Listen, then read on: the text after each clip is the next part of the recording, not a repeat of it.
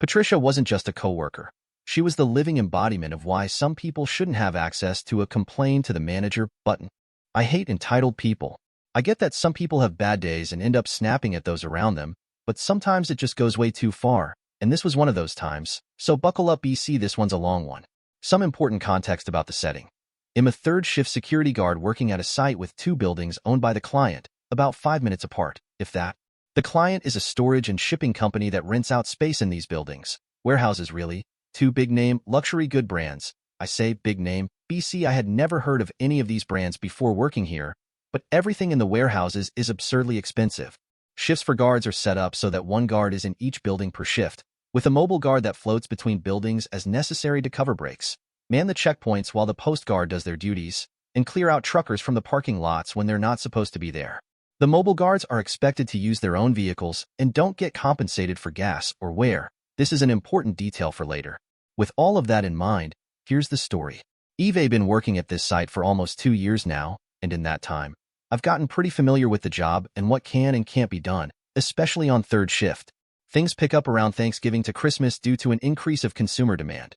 So seasonal workers are hired by the client to help meet that demand, and as a result, extra guards are posted to the site to assist with medical emergencies, thieves, etc. This allows for 2 guards per building, often with a mobile still going between. During my first year of employment here, one of those guards ended up staying on after the season was over. A lady we'll call Patricia, the Karen of the story. Patricia is a sociable woman, friendly and outgoing, but a bit blunt. She makes jokes about everyone, even herself, and pokes fun at everything with a sarcastic type of humor that I don't particularly mind as it's fairly similar to my own. She's also very touchy and likes giving hugs. Again, I don't particularly mind BC while I don't really like being touched. She's generally pretty nice, and she can actually get me to open up a little at work. However, here's where the entitlement comes in. Over the course of working with her, Eve learned that she can be a bit of a drama queen, and I mean that in every way possible.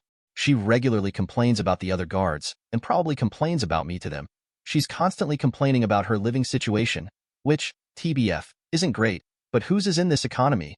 ECT, etc., etc. It all came to a head for me last night, when I finally realized just how deep the entitlement ran. Remember how I said mobile guards don't get compensated for use of their own vehicles? Well, I genuinely can't afford to not get compensated for use of my vehicle, and when I have to be the mobile guard, I try to minimize my travel time. Instead of changing buildings every hour like most guards on mobile do, I only change buildings every 2 or 3 hours. Last night I did something Eve never done before. I split my night half at one building and half at the second. This was my reasoning. Due to the way the client scheduled their workers, the first building is empty for the entirety of our shift, and no one comes in until an hour after our shift ends. However, in the second building, workers end their shift around halfway through our shift, with the next shift coming in at the end of our shift. BC of this, I figured I could spend half the night at the first building to allow that guard to complete all of their necessary tasks, then switch to the second building to help get the workers out at the end of their shift, as well as helping get the next shift in later. All of this with the understanding that either guard could radio if they needed assistance while I was at the other building. That is the entire point of being the mobile guard, BTW, and that is why we have radios. Care to guess who was at the second building? If you guessed Patricia, you'd be correct. To be entirely fair here, I did make a pretty major mistake. I failed to communicate my intentions beforehand. That, however, is the end of my leniency toward Patricia in this matter. BC, this is what happened. About an hour into the shift, she calls over the radio asking for an ETA on when I would be changing buildings. I let her know that I'd be over there halfway through the shift unless she needed me before that, and even asked her outright if she needed me then. She sounded a little annoyed when she said no, just wanted some clarification and communication, and that was that. Or so I thought.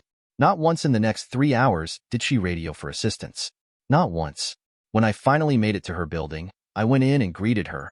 More cheerful than usual BC, I vastly preferred her company to that of the other guard on duty at the time, only for her to snap at me about, how could you think it was acceptable to be in the empty building all night? And I had to get someone to cover so I could go to the bathroom and to go get some ice. My mood went from 100 to 0 just like that, and I coldly reminded her that I told her to call if she needed anything, and that was the entire point of the mobile guard. I even explained that I had intentionally split my night to be in her building to help get workers out at the end of their shift as well as helping get them in for the morning shift. She was not having any of it.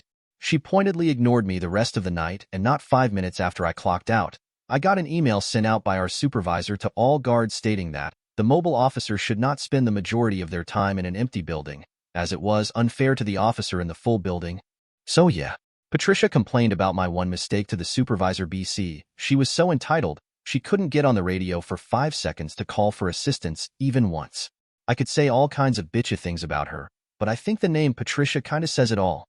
More so than Karen, anyway. Edit. Since y'all are just claiming I'm the entitled one here, a quick reminder that one way or another, I have to spend half the night at each building. She just took issue with how I did it, and refused to do her job in asking the mobile guard to come over. All of us are supposed to call the mobile if we need something. All of this could have been avoided if she had just picked up the radio for 5 seconds.